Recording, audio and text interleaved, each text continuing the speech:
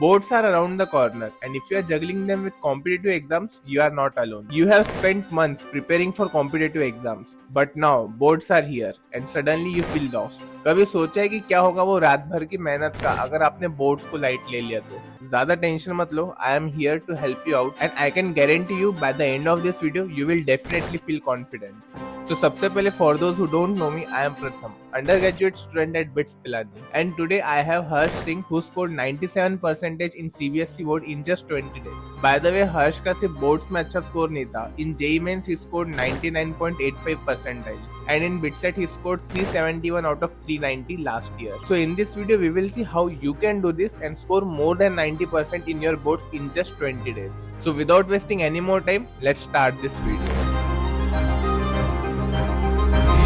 सबसे पहले हर्ष आप ये बता दो, how can someone create an effective study plan for scoring more than 90% in 12th boards? तो अभी आप लोग का जेई मेंस खत्म हो गया होगा and you will have to prepare for the boards. तो जेई मेंस में आप लोगों ने देखा होगा एमसीक्यूज होते हैं. अब बोर्ड्स में you will have to face a new paper format जहाँ पे there will be subjective questions 3 marks के, 5 मार्क्स के लॉन्ग आंसर्स होंगे. So first what I did was कि मैंने डेट्स लिख ली थी सारे एग्जाम्स की.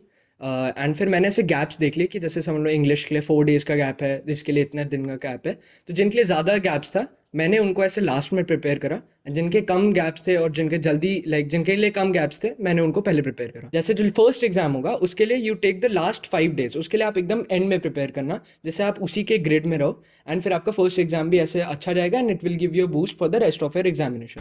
So moving on to our second question, let's talk about most important chapters for each subject. तो सीबीएसई अपने टॉपिक वाइज वेटेज रिलीज करती है, तो आप उनसे एनालाइज करके आप मेक अ लिस्ट कि कौन से चैप्टर्स ज्यादा पूछे जा रहे हैं एंड उनको आप पहले पढ़ो. उसके बाद प्रायोरिटाइज करो जो आपके वीक टॉपिक्स हैं उनको भी कंप्लीट करो. And I will make a suggestion कि आप कोई भी टॉपिक छोड़ के मत जाना, एक बार गो थ्रू कर लेना हर एक टॉपिक, जिससे अगर कोई आसान क्वेश्चन उससे पूछा जा रहा है you are able to do.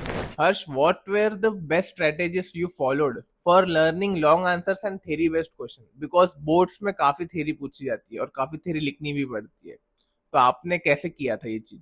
Okay, for the long answers आपको पहले थ्योरी पता होनी चाहिए 100%. तो आप एनसीईआरटी पढ़ो, go through it twice. And NCERT like should be your Bible. हमेशा एनसीईआरटी को आपको रेफर करना है. एडिशनल बुक्स पे आप रिलाई करना, जैसे समरी पढ़ना ऐसे. देन इंग्लिश में यू क्वेश्चंस आर आस्क्ड कि why was this title given, तो वो सब आपको पता रहना चाहिए.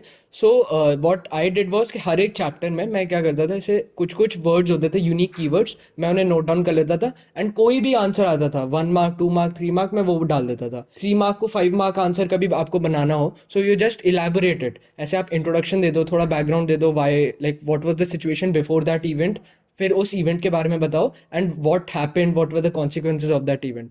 And similarly this is applied for all the other topics like ऐसे फिजिक्स, केमिस्ट्री. आप मैथ्स में भी लाइक केमिस्ट्री में कर सकते हो, मैथ्स में तो थ्योरी बेस्ड नहीं आता.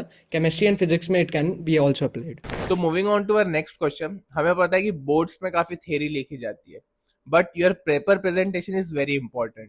So what are some tips for writing neat and well structured answers? अच्छे नंबर लाने के लिए another tip is to write the answers in neat and clean handwriting and in a well structured manner.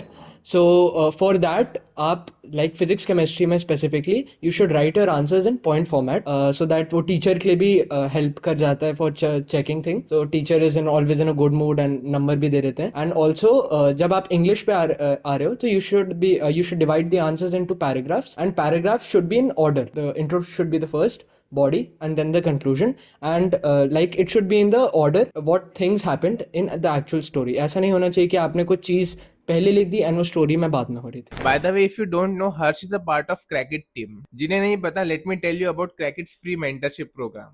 This is the place where all the BITSENS and IITians will guide you for your competitive exams like JEE, BITSET, boards. And वो भी सब कुछ free में. एक time था जब हम लोग भी आपके प्लेस पे थे, but there was no one to guide us, but it is not the case this time.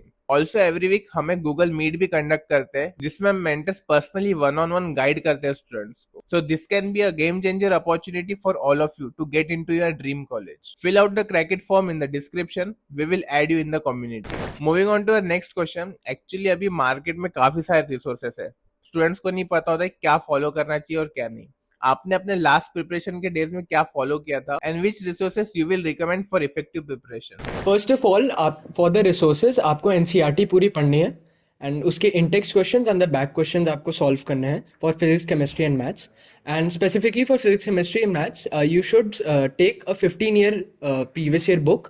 उसके आप फर्स्ट 5 years के पेपर्स आप लाइक उनको सॉल्व मत करो, उनको लाइक उनके आंसर्स पढ़ो, पैटर्न समझो कि क्या क्या स्टेप्स लिखने इंपॉर्टेंट हैं एंड क्या कैसे प्रेजेंटेशन लिख रहे हैं, आंसर लिख रहे हैं, वेरिएबल्स डिक्लेयर कर रहे हैं, ये सब आप देखना. रेस्ट 10 पेपर्स आप उनमें सॉल्व करो. English and the additional 5th subject which you have taken, उसके लिए I suggest you buy a question bank and उसके आंसर्स पढ़ो, ट्राई टू लर्न देम और try to get a understanding of it and then उसका pattern समझो and it will be a good resource.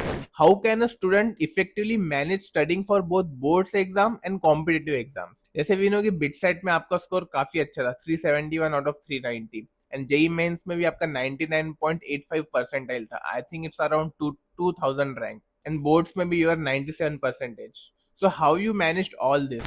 So for managing both competitive exams and boards, आप अपना daily planner में जैसे आप हर रोज का plan बना रहे हो उसमें you take out 2 hours for solely for the competitive exams. Like JEE Mains है, बिटसैट है, जेई एडवांस है, उसके लिए आप निकाल लो एंड रेस्ट आप डेडिकेट करो बोर्ड्स के लिए. सो जो आप 2 hours निकाल रहे हो उसमें आप अपने डाउट्स जो हैं, जो स्टार मार्क क्वेश्चंस हैं एंड जो आपके वीक टॉपिक्स रह गए थे मेंस 1 के बाद आपने आइडेंटिफाई कर लिए होंगे, उन्हीं पे फोकस करो. सो एंड मैं एक बार और एनसीईआरटी के लिए एम्फोसाइज करूँगा कि जब आप फिजिक्स केमिस्ट्री मैथ्स पढ़ रहे हो तो आप you are studying NCERT for the boards but it is helping for the competitive exams also, because mains में केमिस्ट्री में यू हैव सीन कि बहुत सारे थ्योरेटिकल क्वेश्चन आते हैं एंड वो सारे एनसीईआरटी बेस्ड ही होते हैं. So it is working both ways. So जब आप यहाँ पे एनसीईआरटी पढ़ रहे हो you should focus on a thorough reading.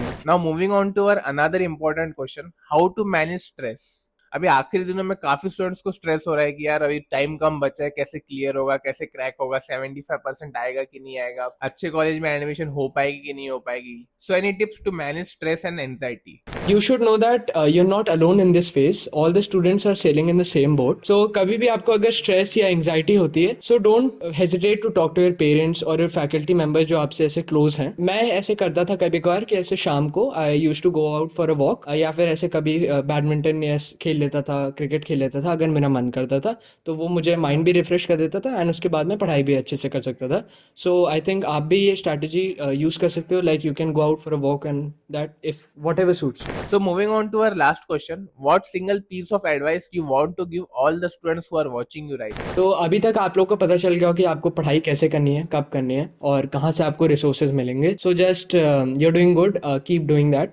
उसके अलावा मैं ये सजेस्ट करूँगा कि ये एक बहुत ही लाइक लाइफ की बहुत अच्छी जर्नी है. हम लोग जैसे मैं हूँ अभी हॉस्टल में, सो मैं भी अभी ऐसे उन सब मोमेंट्स को रिवाइव जब करते हैं मैं और मेरे फ्रेंड्स, तो अभी कभी हंसी आती है. बट अभी आप लोग के लिए ऐसे टफ फेज़ है. Just go through it, enjoy these moments and health को प्रायोरिटी देना, उसको कभी ऐसे लाइट मत लेना. और आप कर लोगे यार. Don't take too much stress. हमें भी हमारे वक्त पे सेम फीलिंग होती थी, बट ये सब हैंडल हो जाता है टाइम के साथ. The best thing you can do right now is to study. जितना ज्यादा पढ़ सकते हो पढ़ लो, जितने ज्यादा PYQs लगा सकते हो लगाओ, because 70% of your exam will be PYQ based. बाकी जो 20 to 25% बचा है वो आप इन बचे हुए दिनों में कर सकते हो कवर. बाकी if you have any doubt related to anything you can let me know in the comment section. Also, you can join Crackit's free community for free mentorship if you want to. So all the best for your board exams. मिलते हैं next video में, तब तक के लिए bye bye.